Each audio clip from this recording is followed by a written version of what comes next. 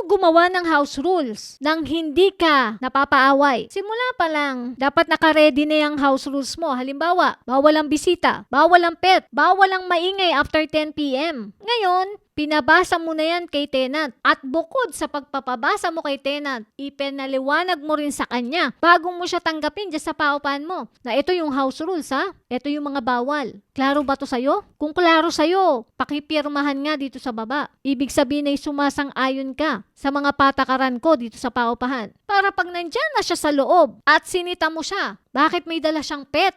Ang linaw dun sa house rules. Bawal nga ang pet. Bakit siya nagdala ng 3 pet dyan sa paupahan mo? May laban ka. Hindi ka mapapaaway nang wala kang hawak na papel. Kasi ang usapin na puro salita lang, baliwala yan. Nakakalimutan yan eh. Pwede pang sabihin sa'yo. Wala ka naman sinabing bawal ang pet. Hindi pwedeng i-deny ni tenant yon. Kasi malinaw na nakalagay yon sa house rules na pinirmahan pa niya mismo. Kaya ka landlord, napaka-importante na ilapag mo yung house rules mo bago mo patanggapin si tenant at papirmahan mo yun sa kanya at ipaliwanag mo ring maigi para wala kayong away pag nakatira na dyan si tenant.